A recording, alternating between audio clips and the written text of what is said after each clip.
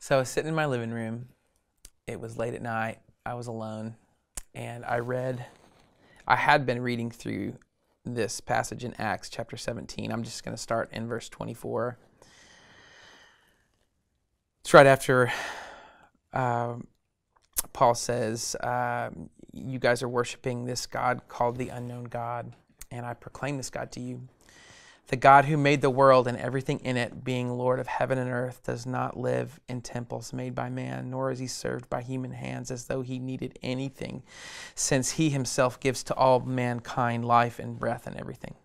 He made from one man every nation of mankind to live on all the face of the earth, having determined allotted periods and the boundaries of all of their dwelling place, that they should seek God in the hope that they might feel their way toward him and find him.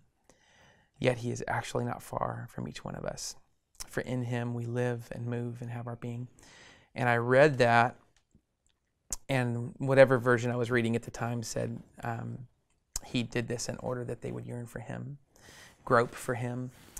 And I just was sitting there, and all of the truth, or not all of it, but some of the truth of that passage started to just kind of come to me, and the reality that he had created that moment, and he had created this boundary that I lived in time. And he did all of that, even in that place that I would yearn for him. And the problem was at that time, and many times in my life, that I didn't yearn for him.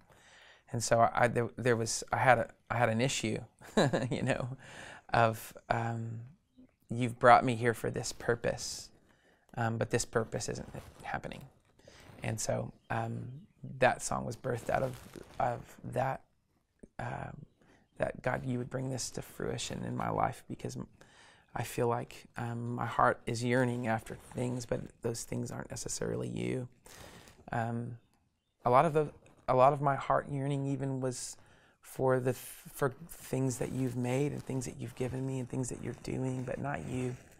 And so it's been a really great song for us, to continue to sing and ask the Lord to continue to create that yearning for the one who never runs out,